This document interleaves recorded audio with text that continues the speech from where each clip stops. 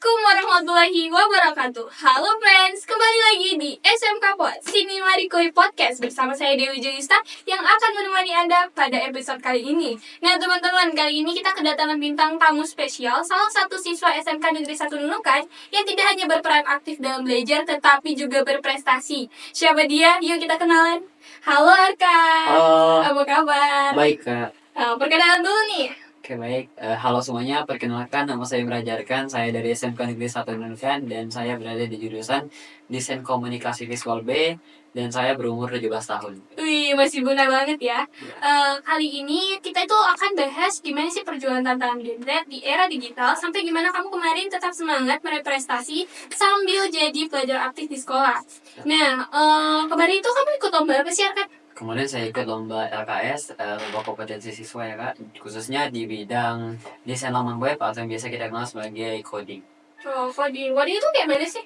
Coding itu sepengertian saya Kak, coding itu adalah sebuah pemrograman di mana kita menyusunnya dari awal hingga akhir dan cara menyusunnya itu juga beragam karena ada banyak sekali bahasa pemrograman yang ada dalam coding itu, contohnya seperti HTML, CSS. HTML ini kayak sebagai kerangka atau strukturnya dan CSS sebagai bajunya. Itu kalau kita umpamakan ya, CSS ini kayak jadi desainnya lah, kerangka yang menyusun, dan itu HTML dan CSS-nya menjadi bajunya.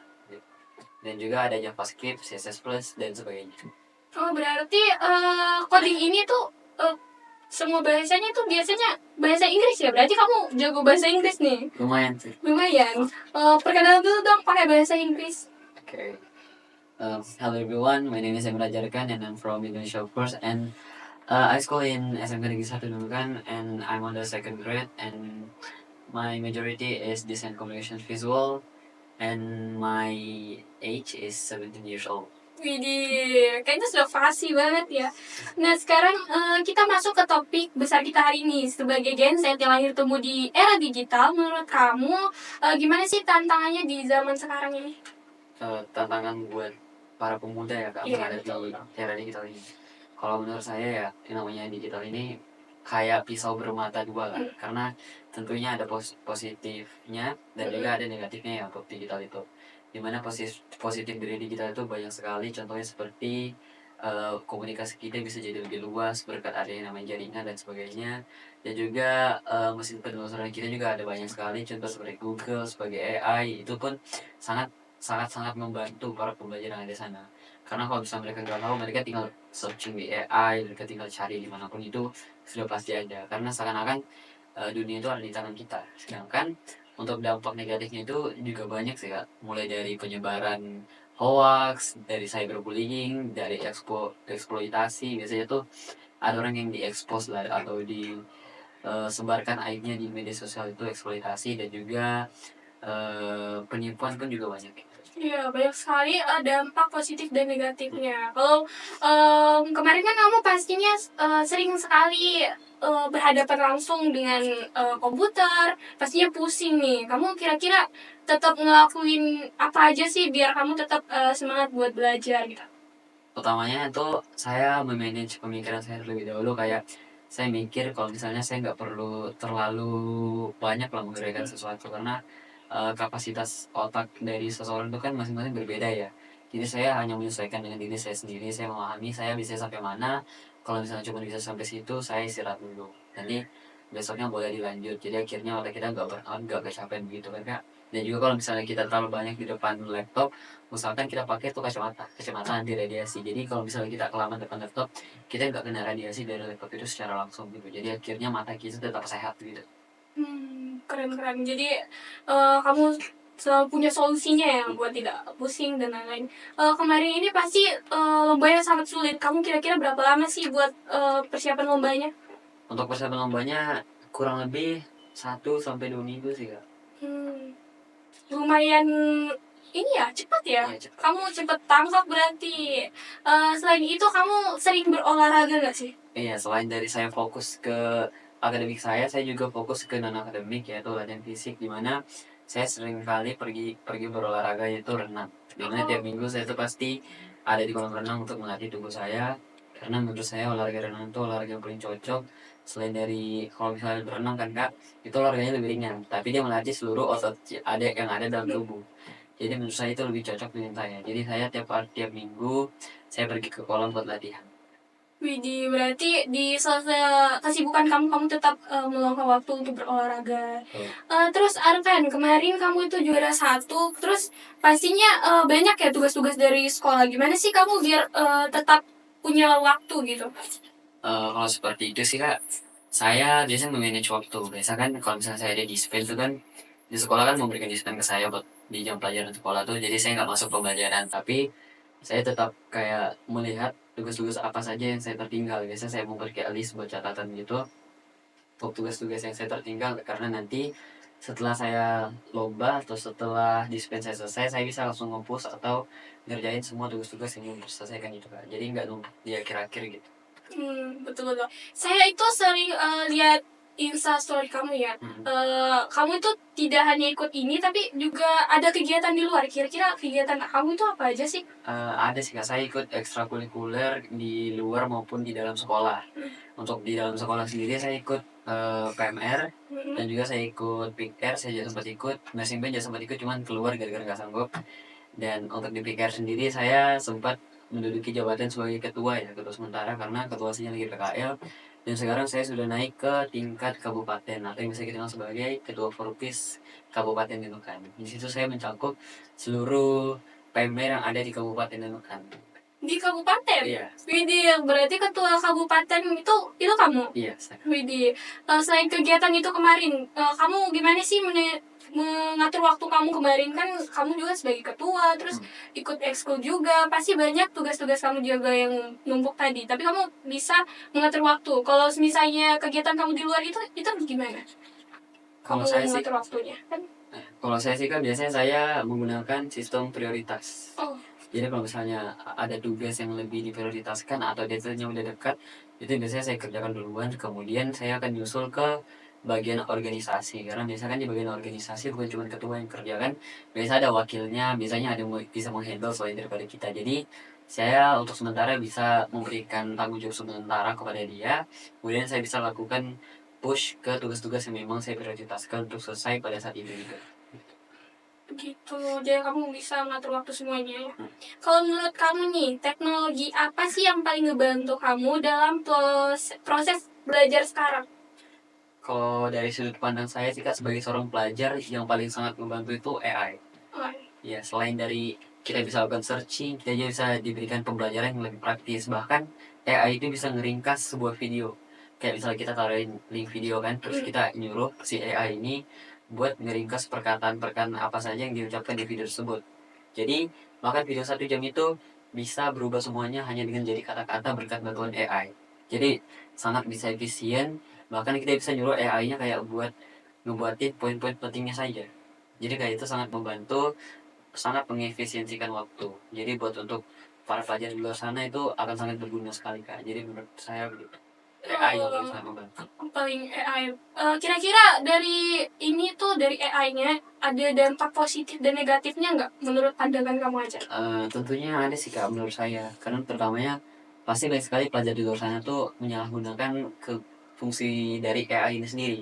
Dimana kebanyakan mereka tuh menggunakan AI untuk mencontek, bukan mencari jawaban. Dimana ketika mereka menggunakan AI ini tidak sesuai dengan waktunya. Ada yang menggunakan AI pada saat contoh ulangan ataupun sebagainya, itu biasa mereka ada yang menggunakan AI tersebut karena mereka tahu kecanggihan dari AI tersebut seperti apa. Dari gambaran foto bisa mereka foto kemudian masukkan ke AI dan AI akan otomatis menjawab. Biasa ada beberapa seperti itu. Dan itu sangat tidak membantu sekali dalam proses pembelajaran para pembelajar di sana ya. Karena menurut saya itu kayak mereka mencari jalan pintas. Berarti mereka nggak belajar karena mereka nggak tahu kan, jadi mereka cari di AI. Jadi menurut saya dampak negatif dari AI itu yang itu sih kak. Oh, jadi menurut pandangan kamu ini sekarang banyak yang menyalahgunakan AI gitu ya. Jadi kita tuh harus pintar-pintar untuk manfaatinnya kan. Terus lanjut lagi, kalau dari belajar lintas pelajaran nih, menurut kamu pelajaran apa sih yang paling relate sama kehidupan nyata? Kalau menurut saya sih yang paling relate dengan kehidupan nyata tuh yang terutamanya saya ke matematika sih. Saya pegang matematika karena menurut saya matematika tuh pasti ada di mana aja. Contoh, kita ambil dasarnya kak. Okay. Kita melakukan perhitungan. perhitungan 1 sampai 100 sampai 1000 pun sampai berapapun itu, selama itu masih angka, itu sudah pasti matematika. Kita membeli sebuah barang, kita dapat kembalian, itu juga matematika. Dan juga kalau misalnya kita mau contoh, kita jalannya dari sini ke SMK sana kan, kita pasti kayak ngelihat kecepatan naik motor kita ataupun jaraknya kan bisa kita lihat di maps, itu juga termasuk MTK. Karena saya pernah dapat perkataan dari guru SMP saya tuh, katanya walaupun kita pergi ke ujung dunia, yang namanya matematika pasti ada. Jadi Dari banyak pelajaran kamu matematika. ya saya yang paling relate matematika sih Kak, karena sudah pasti bakal ada di kehidupan manusia. Ya betul-betul. Kalau misalnya kamu membagi waktu antara belajar tugas sekolah dan persiapan lomba, itu pastinya capek banget kan. Kemarin kira-kira kamu ngelakuin apa aja biar nggak capek gitu kan? Yang pertama, saya pada saat pembelajaran tuh Kak, saya kayak ngebagi waktu. Jadi karena kan otak manusia kan kapasitasnya beda-beda ya. Jadi saya kayak ngebagi waktu buat pembelajaran di sesi pertama. Contoh, saat misalnya hari Sabtu ya, saya belajar sesi pertama tuh di jam 8 sampai jam 9, cuma 1 jam, 2 jam lah. Jadi saya belajar di jam 8 sampai jam 9, itu sesi pertama. Kemudian lanjut di sesi kedua tuh kayak jam 12 sampai jam 1.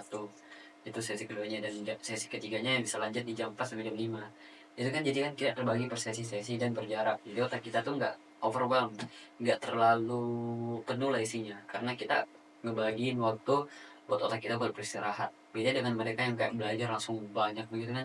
Jadi biasa menurut saya yang dia efisien ya, karena otak kayak lebih kecapean. Jadi pada saat kita di hari haknya atau peaknya kita tuh, kita jadi kayak nggak fokus, malah kita kayak kekurangan waktu buat tidur lah, karena kita terlalu memaksa otak kita buat belajar dalam jangka waktu yang lebih panjang tuh. Jadi untuk misalnya kita kalau stres juga ya, kita bisa kayak nonton sebuah sesuatu ataupun meditasi secara online tuh, kita bisa kayak ngeliat ASMR dan sebagainya. Karena saya sendiri sih Kak, saya tuh hobi nonton ASMR kayak malam-malam gitu. Jadi kayak saya nonton ASMR buat menenangkan isi pikiran, karena biasanya tuh malam-malam kan isi pikiran kita kan lagi amburadul, kita mikir sana sini lah, buat lomba lah apa dan sebagainya. Dan saya pelariannya tuh nonton ASMR gitu. Wih, berarti kamu punya hobi tersendiri. Memang hobi-hobi orang itu pada unik-unik ya biar gak stres. Terus lanjut lagi, kamu kemarin gimana sih perasaan kamu kemarin pas diumumin kamu juara lomba LKS 2025 kan? Ini kan provinsi, pasti lawannya berat-berat kan ya? Ya, tentunya perasaan saya tuh Kak kayak nggak expect banget gitu lah, karena kan ini kan tingkat provinsi begitu ya. Nah di tingkat provinsi pasti lawannya kayak orang jago-jago, apalagi pada saat saya diumumin kalau saya yang ikut lombanya baru saya belajar, jadi saya betul-betul belajar dari nol. Sedangkan mereka itu jurusan murni mereka sendiri, mereka belajar karena itu adalah pembelajaran jurusan mereka. Jadi otomatis saya kayak agak merasa kurang percaya diri, tapi saya tetap percaya diri ya, karena saya merasa bahwa saya sanggup kalau misalnya saya belajar. Jadi pada saat pengumuman tuh kayak nggak expect begitu lah Kak. Karena kan lawan saya ini betul-betul orang-orang yang jago dalam coding itu. Jadi mungkin rezeki alhamdulillah saya sempat dipanggil tuh kan Kak, saya sempat dipanggil sebelum pengumuman tuh. Kira-kira prediksi juara berapa dik? Terus saya jawabnya kayak insya Allah juara 1. Nah pada saat saya duduk dan pengumuman telah diumumkan, ternyata beneran juara 1 ya. Jadi kayak perkataan itu adalah doa, dan akhirnya saya juara 1. Dan guru-guru dari kabupaten lain tuh sampai tepuk tangan. Mungkin dalam pikiran mereka kayak, wah ini anak hebat juga ya, dia udah memprediksi dia juara berapa, bahkan sebelum pengumuman diumumkan gitu. Gitu sih. Terus menurut kamu gimana sih peran agama atau nilai-nilai moral di dunia saat ini? Kalau soal bahasa agama saya kayak pakai bahasa pribadi aja ya Kak, soalnya kayak saya takut melenceng gitu. Jadi kalau dari pandangan saya ya, agama Islam berhubungan dengan teknologi itu tentunya teknologi sangat membantu lah, yang namanya teknologi bisa sangat berguna khususnya pada penyebaran agama. Maksudnya kayak contoh lah di agama Islam kita ambil ya Kak, kayak mereka baik sekali karena menggunakan media sosial ini sebagai tempat untuk penyebaran dakwah. Kayak baik sekali mereka memberikan kata-kata motivasi dari contoh dari Al-Quran lah, dari surah-surah lah, untuk selalu melakukan kebaikan dan sebagainya. Nah itu adalah salah satu peran penting yang dilakukan teknologi untuk membantu penyebaran agama lah. Dan juga bukan cuma agama Islam, ke agama-agama lain juga ada. Contoh seperti misal agama Kristen, mereka bisa memberikan dokumentasi lah tentang kegiatan apa sih mereka lakukan. Jadi selain dari orang Kristen itu sendiri, orang-orang dari agama luar pun tahu ternyata di agama Kristen itu begini. Contoh mereka kayak buat Merry Christmas, Easter egg dan sebagainya. Itu kan kita jadi tahu ya, kan bukan agama kita tapi kita tahu. Itu nama saya bentuk toleransi dan kita memahami antara satu dengan lain. Mereka juga paham kita juga paham dengan mereka. Jadi ternyata media sosial ini bagus sekali teman-teman, bisa kita bertoleransi kan ya. Terus kalau dari pelajaran kamu pasti sering belajar sejarah pendidikan Indonesia dari penjajahan sampai sekarang. Menurutmu, nilai perjuangan pendidikan zaman dulu yang masih relevan untuk Gen Z saat ini itu apa sih? Menurut saya sih Kak, kita bisa ngambil referensi dari Ki Hajar Dewantara ya, atau tokoh pendidikan dari zaman dahulu, di mana Ki Hajar Dewantara ini adalah seseorang yang bekerja keras, dia rajin bekerja sama dengan teman-temannya. Di mana kita sebagai pelajar zaman sekarang tuh bisa mengambil contoh dari si Bapak Ki Hajar Dewantara ini, bahwa ternyata leluhur saya tuh sangat jago sekali dalam berkomunikasi, dia bekerja keras, ya. Jadi itu bisa jadi landasan kita lah buat untuk selalu bekerja keras, karena kita adalah sebagai seorang pemuda pelajar dari Indonesia kan, kita harus mengambil contoh dari para tokoh-tokoh pendidikan dari zaman dahulu lah. Kayak begitu. Jadi kamu ngambilnya dari Ki Hajar Dewantara ya. Sebelum berakhirnya acara ini, pada podcast ini, kamu kasih pesan dan kesan kamu dulu nih pas lomba kemarin buat teman-teman semuanya. Oke, untuk kesan terlebih dulu ya Kak. Untuk kesan saya tuh, saya sangat mengucapkan banyak terima kasih kepada seluruh tamu undangan, karena tamu undangan maksudnya seluruh teman-teman saya dan juga orang-orang yang mendoakan saya. Semoga doa-doanya terbalik ke kalian juga. Semoga juara-juara itu bisa menular ke kalian juga dan jangan pantang menyerah lah. Intinya saya banyak terima kasih atas ilmu-ilmu juga yang telah diberikan oleh pembimbing saya, guru-guru saya di SMK, dan juga teman-teman saya sempat mengajari saya juga. Dan untuk pesan saya kepada kalian semua, saya banyak berterima kasih. Dan juga buat kalian yang sedang berjuang sekarang, jangan pantang menyerah. Kalian jangan melihat terlebih dahulu siapa yang kalian lawan, tapi kalian fokus ke diri kalian sendiri. Bahkan saya sendiri saja yang bukan dari orang yang berada di jurusan untuk mengikuti lomba itu atau coding, saya nggak pernah belajar dengan namanya coding itu. Dan pada saat lomba saya baru mempelajarinya, dan yang namanya rezeki saya menang karena saya berusaha berkat doa-doa dari orang-orang juga. Akhirnya saya menang, membawa nama Kabupaten Nunukan di tingkat provinsi dengan juara 1. Seperti itu. Widih, itu dia tadi pesan-kesan dari M. Raja Arkan buat teman-teman semuanya. Tetap berdoa, tetap semangat, semuanya pasti bakal tercapai kalau misalnya kalian itu berusaha. Nah, sebelum kita menutup acara kali ini, akan ada persembahan puisi dari kelompok kami. Yuk, saksikan.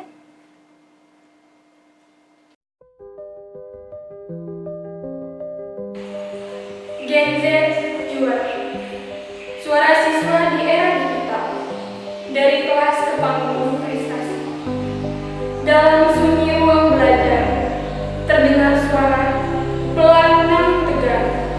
Bukan hanya tanya atau jawab semata, tapi asa yang pelan-pelan menyala. Dari layar kecil, kita saling berbagi mimpi, bukan sekedar bermain jari, tapi merajut hati. Dari hari ke hari, kamu generasi yang tumbuh dalam sinar digital, belajar, menulis, berbicara, bukan untuk dikenal, tapi untuk memberi makna. Postingan kami bukan sekedar gaya, namun langkah kecil menuju cita-cita. Di balik kamera, tersimpan suara yang ingin didengar dunia. Prestasi bukan hanya medali atau piala, tapi saat hati berani melangkah, dari biasa bisa menjadi istimewa. Kami adalah Gen Z, bukan hanya penonton, tapi pelaku yang belajar, berjuang, dan bersatu. Lembut suara kami mungkin terdengar, namun jangan salah, di balik adanya bakat yang siap menembus batas di segala arah. Oke, baik. sekian dari episode podcast kali ini. Jangan lupa follow akun Instagram Lensa Official 191 dan jangan lupa like, subscribe YouTube channel SMK Negeri 1 Nunukan dan jangan lupa follow seluruh akun sosial media SMK Negeri 1 Nunukan di bawah ini. Saya Dewi Julista Dan saya belajarkan pamit undur diri. Terima kasih.